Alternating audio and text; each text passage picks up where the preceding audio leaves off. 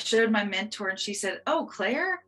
And I just thought that was so weird that she knew this woman, this one woman who does this amazing things. I said, I want to be her. And I've made so many friends in this process of following my dreams, and it wouldn't be possible without them.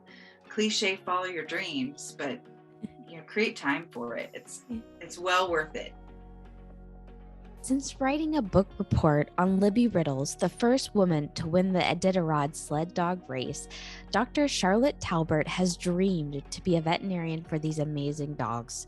North Carolina raised, Charlotte is a 2020 graduate from Lincoln Memorial College of Veterinary Medicine in Tennessee and is now in a rehabilitation and sports medicine residency in Minnesota. We talk about her experience working with amazing sled dogs before veterinary school and her research with other athletic dogs, such as the sport skijoring. Yep, I had to Google that one. What I found most special about Charlotte is her modesty. Like most of us, she has had to fight a lack of self-confidence to fight towards her dreams. Here's Dr. Charlotte Talbert. We are not just veterinarians, we are very cool in all aspects of ourselves. And I saw that you are a triplet. So I'm really interested to hear your experience being a triplet. Yeah, so it's really great. Just being born a triplet, I was born with my best friends. I do have a triplet brother and triplet sister. And then we also have an older sister who is just as fantastic. So we are born into a really close-knit family. That is wonderful. Now, I'm curious, what do they do now? Any Oh other yeah, animal so people? I could talk about my siblings all day. So my triplet sister, fantastic. She is an optometrist, and she's actually now pregnant with their second child. So, and they just found out this past weekend that it's a girl. So I'll be an aunt to two little girls now, and that's really great. My triplet brother, he is a project manager for a construction company, really good at his job, really passionate about it. And my older sister does all sorts of things. She is a wine connoisseur. She sells wine products, and also is now kind of working in the at like a spa field. Mm-hmm. Oh, wow. That sounds Yeah. fabulous. Now, so it sounds like you're the main animal person. And did you know at a young age that you were interested in potentially getting into some type of animal career? I did. As a kid, such a weirdo. When we played house, I always wanted to be the dog for some reason. I still to this day get made fun of by my best friends and my sisters. But yeah, that was me. And what really got me passionate when I really knew that I was passionate about veterinary medicine was when I was in 5th grade. I did a project on Libby Riddles, a really famous female musher of the Iditarod, and I was so passionate about those dogs, and then just passionate about the Iditarod and what these dogs can really do. Running 1,000 miles seems ridiculous, but these dogs do it with a relative ease. Enthusiasm too. It is really exciting to watch. Even like before races, just these dogs are so focused and excited to do what they do. So you knew pretty young that you were interested in animals, but also in like the Iditarod and these working dogs. So what did you went to college and got your degree in biology? Was that all to kind of try to prep for vet school? It was, and it was also to create my plan B. I think now that I'm in the field, and even though I'm a new vet, I now know why my mentors said, always have your plan B. And that was it. I wanted to figure out what I could do if I didn't get accepted, just because vet school is really challenging to get into. It's a competitive field to get into vet school, but then not so competitive after, because everyone's looking for veterinarians these days. So I did a biology degree in undergraduate. And then right outside of undergraduate, I didn't feel comfortable applying to vet school, as I just didn't feel like I had a competitive application. So it's really difficult to get in on your first time, and that was what I decided to do. So I went on to grad school, where I got a master's in biology. And then after I went to grad school, I did take a year off, and not a lot of people do that, but I wanted to get some experience, and I also wanted to work on myself and see what it was like to not be in school. Because at that point, I'd probably been in school for 24, 26 straight years. So it was a breath of fresh air. And then during that time off, that's when I went and spent my first year that I had gone up to see the dogs of Iditarod and work with them. Yeah. So I'm going to back up just a little bit because I'm always curious. What was your backup plan? My backup plan, I feel like it was always going to be teaching. As a graduate assistant, I did have the privilege of teaching, and I taught primarily first year students going into their, I guess, initial biology course. And it was just fascinating to be able to work with that many students. And funny story, I was just in last year, one of my best friend's weddings, and the girl who, one of the two hairdressers that came to do all of our hair, was one of my students. And it was just in the, kind of middle of nowhere, Virginia. And she was one of my students and recognized me. So that was kind of a little uplifting that she remembered me and I made such an impression. Yeah, no. It was teaching. Yeah, that I think that is one of the blessings of teaching is just you really get an impact on people's lives. So, Yeah. yeah. All right. So, I saw that you did the Iditarod, or you got to work one of the Iditarod races before you even went to vet school. So, how did that opportunity come to you? Really interesting story. I just smile whenever I think of it, because I've made so many friends in this process of following my dreams, and it wouldn't be possible without them. But yeah, one day during that year off that I was taking off between grad school and trying to apply to vet school, my dad found this article that was written about one of our local veterinarians that had gone up to work the Iditarod. And I just thought that was so fascinating. He brought that to me because he knew that I loved the race.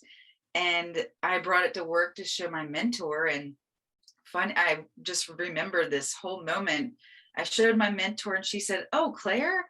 And I just thought that was so weird that she knew this woman, this one woman who does this amazing things. I said, "I want to be her." And that next day, my mentor had brought her in to talk to me, and she showed me all of her pictures about of her time at Iditarod, and taught me all about sled dog medicine. And it was so fascinating. I set my mind on how do I get there, and I went. It was a really great time. So, is Claire the one that took you to the next race? She was the one that introduced me to how I can apply. So at that time, she was a veterinarian. She is a veterinarian still, but I was neither. I was not a veterinary technician. I was not a veterinarian. I was a veterinary assistant, right? Because as a technician, we have to take extra knowledge courses, go to further school to be able to do so. And it's a well-respected field and degree that our certified vet techs can get. And so at that time, I did volunteer as a veterinary assistant. And I went up there to be that sort of help. And then now, kind of interesting fact, I still have this passion for these dogs, and I've gone on trail and worked with them, but I still don't have that degree as a technician. And then with interesting fact with with Iditarod is you have to be a vet for 5 years minimum to be able to be a vet on trail. So I actually have worked with them, but I haven't been able to be their vet yet. Oh, wow. I know we're not quite there yet, but is that a goal to eventually get to be one of the veterinarians on trail during the race? It is. It is. I would be really happy continuing with working with the friends I've made with the ECG team. So the team that of technicians and assistants that go around and do the ECGs on the dogs prior to the race. So my passion is just being around them. Yeah. Going up and being a spectator too would be fantastic.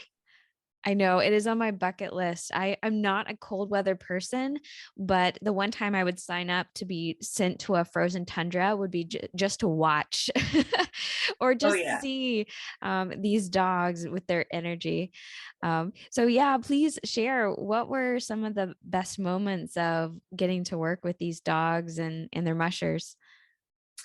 The best moments, most certainly being able to witness the human animal bond.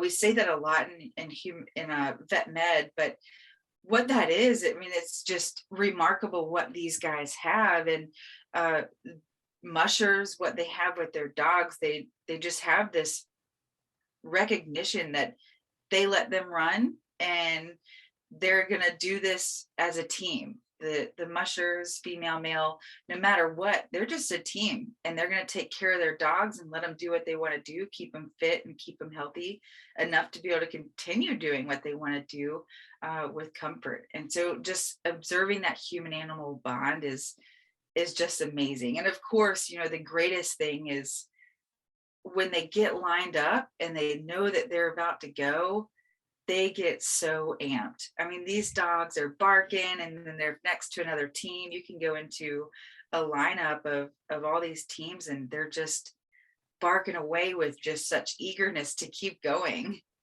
Oh man, I wish I had even an iota of that kind of energy, don't you? Oh yeah.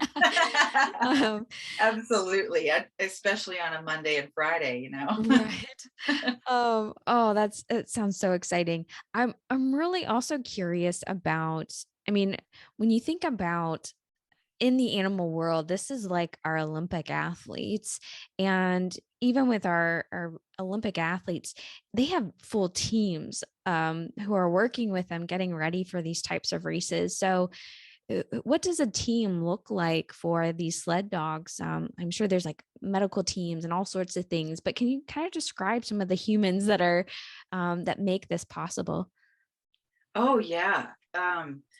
Well, you've got to always start with the team at home. It's not just the mushers, it's their spouses, it's the dog handlers that they have, and a lot of what, and I don't pretend to know all of it, but the information I do know is that a lot of dog handlers will volunteer with mushers and take care of their dogs, and helping take care of their dogs in feeding and helping train. And a lot of those are potential mushers or people like me that just want to witness these dogs and be around them and have something fun to do for a summer or full time. So that's the team at home. It does take quite a bit to take care of the dogs, depending on how large their team is as well. So that can vary. But as far as people that put on races, it's going to vary with the race too. Something like Iditarod, it just takes a ginormous amount of effort with you have, like I've talked about, the ECG team, so people that are in charge of the technicians and scheduling alone. There's so much more that goes into it than we'll ever know. And then a head veterinarian that's in charge of hiring and scheduling all the veterinarians, making sure they all know where to be on trail and how to get there. So we have air transport and communications folks, which there are tons of people that do that and that are fantastic at their job. And yeah, just so many other dog handler volunteers that are doing a fantastic job every year, taking care of the dogs that are on trail that for some reason aren't continuing on the trail. Mm. Now, Yeah. you were describing the beginning of the race, but kind of like through the race and towards the end, were you able to kind of see or at least hear some of the challenges that they were having along? So your audience here is a bunch of medical vet nerds. So Yeah. what were some of the things that you found interesting, kind of like having to experience during the race? Oh, the most challenging thing. So I've only been on trail 1 year, and I was an assistant on trail, and I went to McGrath. It's a big hub of where we get a lot of dogs if they're what the term is dropped. So if they're not going to continue in the race, they're dropped and then transported to the closest hub. And um, it was really cold. So when we first landed down there were like 7 or 8 feet of snow, and that's not the case in all of Alaska, right? Where the race starts, it's often a challenge of no snow, and they'll bring in some snow in Anchorage from other locations. But we had 7 or 8 feet of snow in McGrath, and so that was a big challenge. Me from North Carolina, where we get a whisper of snow each year, maybe, to getting touching down with that. But we just had to shovel a bunch of that. And then, a huge challenge that I faced was I had met some friends at my previous years going up there and visiting, and they did teach me how to layer and wear clothes appropriately, but you can't necessarily do a physical exam on a dog with gloves on. And we were out we were out there in like -30 one day, Oh, and what I'm here, a rookie on trail, and I'm with some of these fantastic vets and vet techs, and they've done this before, and they're whipping their hands out, writing with pencils because their pens will freeze out there, so they have pencils, and I do that, and my hands are just like frozen. That I don't. It hurts. It's to the point where it hurts when I don't quite not feel them yet. So that was a huge challenge of like understanding frostbite and how to take care of myself. Um, and then really witnessing that I'm over here freezing, and this dog next to me is so used to this and happy that they're diving in the snow and -30 and eating the snow, and some just sleeping with the snow on top of them. So yeah, oh. that it's a challenge, and then also really rewarding to see that it doesn't bother many people.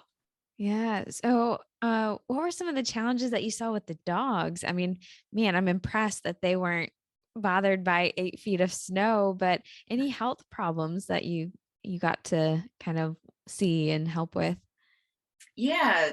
So we did, for kind of going back for the excessive snow that we had, we did just have to we did shovel all of that out. So we make kind of our own dog yard for the dogs there. So they're not ever sitting in that deep snow.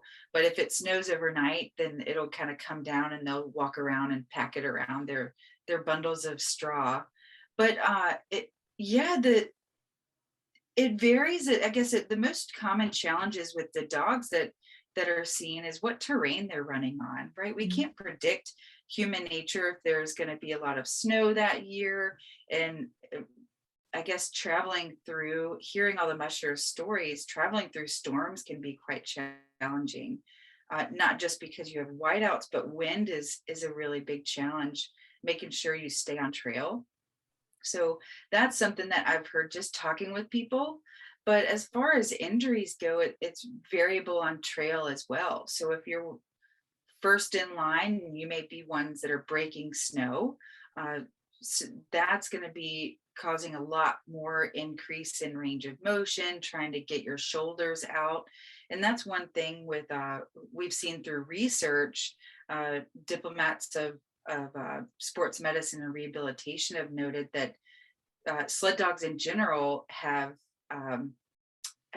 it changes in their shoulder joints due to this, but we don't know why. We just know that that's something that we've seen, and a lot of dogs that even have those changes are noted to not be painful on that. So we know that they use their shoulder joints to run through snow, and that's one thing that's different. But then if you're in the back and they're running on this hard packed snow, we can see some kind of toe pain, and that can be an issue.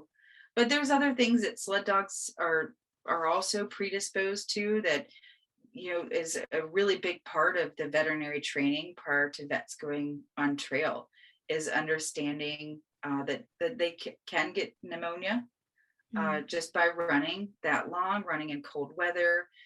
That's something, we just are taught as veterinarians to be able to look for, and going up and taking the pre-Iditarod courses for the vets to learn about sled dog medicine. They're taught how to look really early for those signs. Yeah. Who teaches or provides those courses for the veterinarians? The head veterinarian is Okay. primarily in charge of that. So there's a head vet for Iditarod, and they'll teach those courses. And there's also some really experienced veterinarians that have done this for several years, and they'll go up there and be of great assistance to newbies. Oh, that's nice. It sounds like Yeah. there's a good support system as well. There's a fantastic support system. Absolutely. It's a field, if you're interested, the majority of people like myself, I don't pretend to be an expert. I'm just a really big fan, and I will talk about what I know, and I'll talk about things I want to know. And, it's really great because you get to know all these people that have some answers to your questions, and just want to do the same thing, tell you what they know. And it's a really great team. I know, again, the article I saw that you were describing your experience was a 2016 article, which, if I got all my math right, that was actually the year you started vet school. Is that correct? That is, Yeah. yes, it was that year off, and I had actually, fun story, it was um one of the days we were out in Fairbanks, and I got this email, and I was like, where is this email from? And I opened it because we were sitting on lunch break, and I had just gotten into vet school. And I remember that I had made so many great friends that time I was there, and they were all so excited, and we just had a great day celebrating after that. What a awesome place and way to find out that you're going to vet school. And Yeah. it's funny that you were saying that, you didn't think you're competitive and how hard it is to get in on the first try. But one of the articles I found when I was Googling you was that, Charlotte girl gets into vet school on the first try or something like that. So Oh, it was actually, hearing you that makes that article even more special.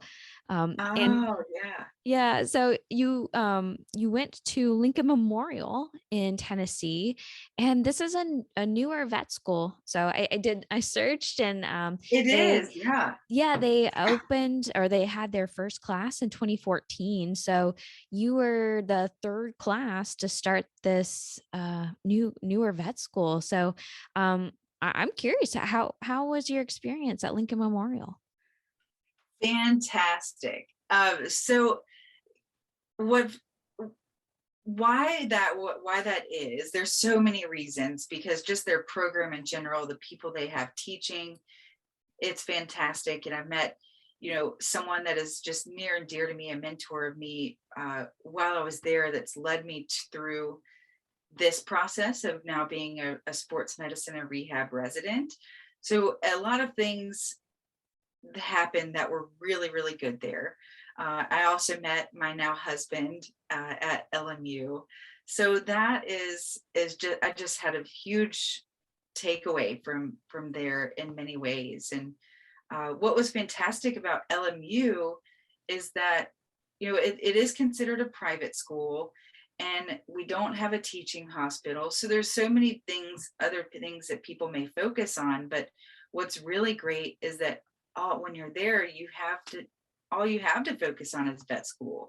And then everyone there is just so dedicated to making you the best vet coming out of school as possible. So giving that practice experience within our curriculum, the hands-on, physical, practical skills, and then also communication skills, which is something I really took away from LMU, knowing how to talk to people And I don't feel like that's a strong thing that most people graduate from vet school feeling they have. No, that's a lot of what a lot of conversations are about, right? Is trying to implement more communication training in vet school. So I'm glad to hear that you feel like they really prepared you in that very important part of being in veterinary medicine. So now, Yeah. I think actually the one way I met you was through Russ Kelly, who does a lot of research and sporting and working dogs. So, did you do any types of projects or research during vet school as well? I did not. Uh, I did actually get pretty involved in vet school, and that's how I met Russ Kelly and the amazing people that work with Royal Canin. I was their student ambassador during vet school, so I during my first and second year there, or between my first and second year, over summer we didn't have a lot of things to do for veterinary medicine or for veterinary medicine. So they always said, don't do something with vet school, take some time off. And I did take some time off and I babysat, but I didn't do a whole lot. And I was kind of bored. I gardened every day, which I love doing. But my next summer, I said, I'm going to do something. And I reached out to Royal Canin and worked out kind of an externship to do that summer. And I went up to their pet health nutrition center, and that was just a fantastic experience. It's where I met Russ Kelly and Jill Klein and a lot of other people that have just played a huge role in the success of the pet health nutrition center, and the research that goes into working dogs is they do a lot trying to find the most helpful and successful diet that those dogs can eat. Yeah, no, I love talking to Russ Kelly too, because Yeah. he has so much wisdom and experience with these dogs that unlike a lot of other people. So, and he's He so does. passionate about it. I mean, you can't help but get excited just watching him loving to talk about it. So I'm glad you got that experience. You're Absolutely. continuing to build your little, group of advisors along your way Yeah. to encourage you to and find maybe different ways that you may go down your career path. So I'm really excited for you that. So Thank you you. you got through vet school and it sounds like you're in a residency program now. So tell us a little bit about that journey getting into residency, why you chose that route and how your residency is going. Oh gosh. Well, I struck gold with my residency. So with LMU, since we don't have a veterinary teaching center, a hospital, we have our whole fourth year set up to where we're traveling every 4 years, and we get to make that schedule doing different rotations. So when you have a teaching hospital, you guys know you're doing radiology, then you're doing emergency, and we do the same thing. We just travel to different places to do it and learn from different people that are out in the working field outside of academia, which is really rewarding, kind of getting that experience before you're out in the field, of getting the experience of field medicine. So that is how I kind of got to my residency. As one of my rotations. I had talked to my mentor at LMU, and she, as a diplomat of sports medicine and rehab, had reached out to another that she knows, who's now my mentor here, and the diplomat at the practice I'm a residency for. So yeah, I did a 4-week rotation here, and we just meshed. We got along really well, and she asked, what do you want to do? I said, well, I think I want to do a residency, but I don't know if I'm good enough. And which we all ask ourselves, we're never good enough for anything. But she said, well, do you want to be my resident? And I said, who, me? And so we just always kind of crack up about that I didn't believe her. She was playing a joke, but yeah, I got offered a residency. And there, as you guys know, with with the majority of our diplomat, with our residency programs, you have to do an internship prior to. So I did do that. I set that up. And my husband and I lived in Kentucky for a year doing both of our internships. And now we're in Minnesota enjoying the nice warm weather. Was that sarcastic or because A little okay, sarcastic. I was like, Yeah, I it just was like talked to 50 somebody in degrees. Minnesota yesterday and they said it was snowing. So Yeah. Well, it's been in the 40s and 50s, so it's been really great weather. And then I looked out yesterday and there's snow on the ground, and it's still snowing this morning, which I love this, but my husband as an equine vet, it's sometimes a little challenging. Oh, wow. Tell us about some of the things you get to do as a sports medicine resident. Oh, so many. It's such a new field. The college was really established most recently. It's one of the most recent colleges. But here, it'll vary wherever a resident is. If they're at a specialty center where there's a lot of other specialties around, or a standalone rehab practice like we are, and it just varies what kind of clientele you see sometimes in some ways, but kind of what we do here, it's really fascinating to see that not all orthopedic disease is a CCL. Yeah. Not, what do you do with bilateral sciatic pain, and you think it's a CCL, and then lower back pain, knowing that you look at the hips, which you don't get taught that in vet school, and it's fascinating. So a lot of really novel techniques of diagnostic things that I've learned just through physical exam. And then here I get the benefit of learning from Dr. Julia Tomlinson herself, diagnostic ultrasound. And that's a really great way to learn to diagnose different injuries to muscles, tendons, ligaments, looking inside the joint to look at the meniscus. So, slowly but surely learning more and more each time we get to do it.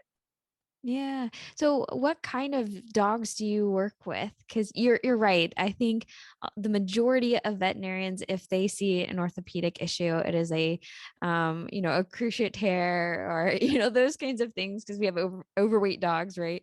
Yeah. But what kind of dogs are you getting to work with?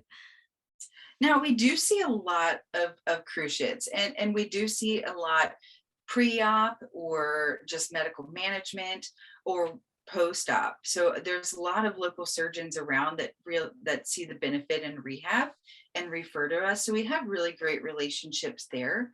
But then, we also see other injuries like Achilles dogs, and it's just a list of so many really interesting things. As far as kind of full disclosure, as a new resident, what is kind of set up for me is that some of these really difficult cases are more or less triage. So when I first started, I saw a lot of knee dogs. And then as I get more comfortable with my exam, we've gone into a lot more in detailed exams. So having dogs that have bilateral carpal hyperextension, those are really interesting. Try not to go into too much of the personal details of the patients, but Right. seeing carpal injuries is really interesting as well. Yeah. Do you also get a lot of sporting working dogs coming through? We do, and that's really one thing that's great about our practice is we do a really great job at just speaking with multiple people that do have sporting dogs, and then a lot of it is word of mouth, that they really enjoy the treatment that they get here with their dogs. So a lot of those will return, but there's agility dogs that come here, fantastic agility dogs, flyball, rally. We have a ton of field trial dogs. There is one sled dog that comes here, and let me think. What was the sport you sent me? Oh, yeah. I can't believe I didn't even mention that because I thought we were going to talk about it later, but skijor. So we Yes. do see some skijoring dogs, and as a resident, we have to do a research project. We are considered first author. So we write up the paper, it gets first it has to get approved, and then, which is the long process, and then it gets published. So that's one of the requirements to become a boarded diplomat. But my research project is actually on a team of skijoring dogs, of fantastic ones here in Minnesota. So you'll have to describe, because I don't think I'm the only person who had to Google skijoring. So describe the support, and maybe a little bit more about the what specifically you're researching. Yep. So with skijor, it is it's a one skier sport, and then they can have one or two dogs. There's many people will have their different opinions on whether they want to run with one dog or two dogs, and then some competitions that they do may require a certain amount of dogs, or if they don't, then somebody next to you is running two and you're only running one. That may make your decision different. But yeah, they hook them up. They have different hookups that you can use, but essentially it goes around your waist, some kind of like a climbing harness, and through your legs, and you can hook your dog up to it, and as long as they want to pull, you keep skiing. And it's just a good sport to kind of, get your dog out and running, and a bonding experience. It is fantastic. I mean, similar to watching the sled dogs go, these guys are they're the same, and the ones that we work with my research project actually do pull the sled on many days of the week and skijor some of the days. So it's kind of alternating, but really ultimately a pulling sport. Yeah. Since I don't know how to ski, and my dog I would not trust attaching to myself. I'm sure there's definitely some bonding in that, and some trust and all sorts of things. So Yeah. yeah, I think that's one thing I really respect and admire about sporting and working dogs. Again, going back to the human animal bond, and not just a bond, but a trust, and just like, I just think it's fascinating. And what is your research specifically on in this particular sport? Yeah, so what we want to know, there's a lot of research out there that has been done with larger, sled dog teams, dogs that are running the Iditarod or Yukon Quest, another 1,000-mile race. So we want to kind of feed off some of those research papers, the particularly the one focusing on maybe some of these sled dogs have predisposed issues in their shoulder. So what we've done is we want to know, right? We know what certain muscles do when the dogs are walking. We've seen agility research projects of knowing what they do when they're going up and down an A-frame, where they're what their muscles are doing. So what we wanted to do was use AMG, acoustic myography, to be able to tell the difference of what our biceps and triceps in these dogs are doing when they're running at a sprint versus running, pulling at a sprint. Hmm. So that's one thing that we've wanted to see is there different recruitment of these muscles that you may predispose them to injury. So if we know that, we may potentially be able to come up with an understanding of how to best treat or prevent injuries in these dogs. It shows possibly promising information. Yeah. Well, we're getting a little short on time. What advice or thoughts would you like to share with other people in our profession? Just maybe some learnings along your vet life journey. What would you want to say to encourage our profession? Oh, so that's funny to be asked. Such a, I know we don't say this, but a baby vet. So I guess what I've always been taught and kind of how I follow it is really, if you want to know an answer, go find it. And I think we all do that. That's why we're here. That's while we drive ourselves crazy in this non-average profession, because every day is different. But yeah, if you want to do something, if you want to get involved, and there's many ways you can do it. If we always say we don't have time, but utilizing the time you may have, or creating some time to go up and volunteer with the Iditarod, you can do it. Everyone up there, there's some people that have not done physical exams in a while. They're in the lab or something, and they're going out on trail, and just with purposeful sled dog training that you get prior to, you can do it. So I guess cliche, follow your dreams, but create time for it. It's well worth it. Well, you say you feel like a baby vet, and I'm a couple years ahead of you in the veterinary training, and I still feel like a baby vet. Yeah. But I think the important thing is, no matter where you are, you have value and a perspective that is important, and you can encourage people no matter where you are. So thank you for sharing that. I agree. Sometimes it does take a little proactivity but it is absolutely possible to start creating the career that you really, really love. So, all right. So we always end with some rapid fire questions. Uh, so, first Uh-oh. question. Yeah, you didn't realize you thought you were done with tests. First question is, what is something on your bucket list? Oh, I would like to run a dog team. Oh, I would safely, and I've done a 1 mile before, but I'd like to go a few miles, maybe like a camping trip. And so, long time future plan bucket list. yeah. Well, that just means I get to call you up in a few years, and Yeah. we'll make sure you're on track to do that. So, Yeah. oh, that's cool. What is a simple moment that brings you joy? Oh, I'm just I don't get a lot of time by myself. So if I get to sit outside and just be with my dog, I do some bike joring.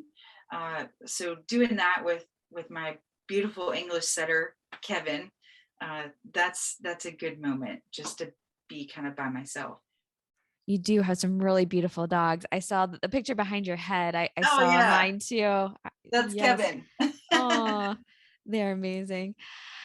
All right. If you could create a law that everyone had to follow, what would your law be? Oh no. Oh, be kind. I think it's so variable, but I think what holds us back a lot, and particularly myself, is the fear of what others may think. So being kind and productive in your thoughts, it can get us all a little farther in life. Yeah, I love that. Yeah. And lastly, what are you most grateful for? My family, my triplets, my husband, my mom and dad. Yeah, absolutely, my family. Oh, I think that's a beautiful way to end. Thank you so much, Yeah. Charlotte. This has been the Vet Life Reimagined podcast. Whether you are listening or watching on YouTube, I hope you enjoyed this conversation. Please make sure you are subscribed to catch all these amazing people in our profession.